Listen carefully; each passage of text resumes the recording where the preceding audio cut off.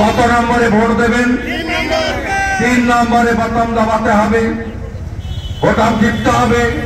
বাঙালিদের জন্য পদ্ম ফুল বললাম, हिंदी स्पीकिंगদের জন্য বা অন্যদের জন্য कमल निशान में 3 नंबर पर बटन दबाइए और मोदी जी को हाथ मजबूत कीजिए। जय भारत, भारत माता की जय। 500 বছরের স্বপ্ন পূরণ হয়েছে, অযোধ্যায় রাম মন্দির তৈরি হয়েছে। এই কংগ্রেস আর আপ বলেছিল লোকসভা ভোটে আমরা যদি জিতি রাম মন্দির ভাঙবো, বিতর্কিত ধাঁচা গড়বো। মানুষ ওদের রিজেক্ট করেছে। মহাকুম্ভকে নিয়ে খারগে বলছে যে ডুব দিলেই কি পাপ মোচন হয়। এখনো 30 কোটি বিশ্বের সনাতনীরা ওখানে স্নান করেছে। কাল মৌনী অমাবস্যা, আরো 10 কোটি স্নান করবে এবং 26শে ফেব্রুয়ারি চলবে।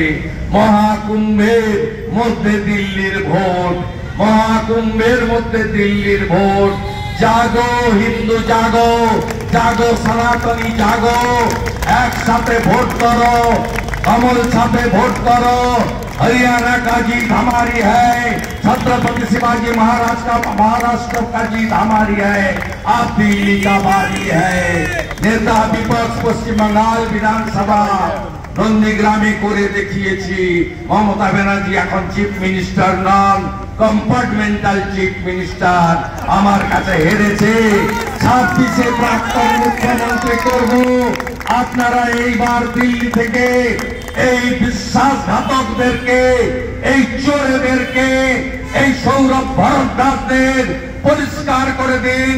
দিল্লিতে বিজেপির সংকল্প পত্রে আরো রাস্তা, আরো ফ্লাইওভার, আরো মেট্রো, আরো নতুন পার্ক, আরো নতুন শিল্প তালুক, যমুনা মাকে পরিষ্কার করব।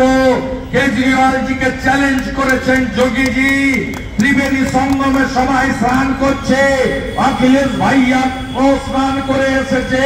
তুমি একবার যমুনাতে ডুব দাও, যমুনাতে ডুব দাও তুমি।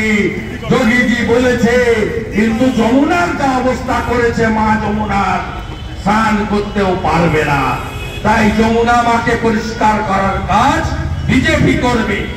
অভাবী সাধারণ লোকের জন্য, সব দিদি মা বোনের জন্য যারা আর্থিক ভাবে উইক, 2500 টাকা মাসে ভারতীয় জনতা পার্টি দেবে। হরিয়ানায় 2100 টাকা শুরু হয়ে গেছে।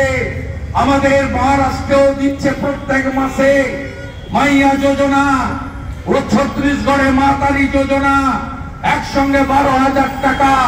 উড়িষ্যাতে আমাদের সরকার সুভদ্রা যোজনা বছরে মহিলাদের সশক্তিকরণের জন্য 50,000 টাকা করে এককালীন দেওয়া শুরু করেছে।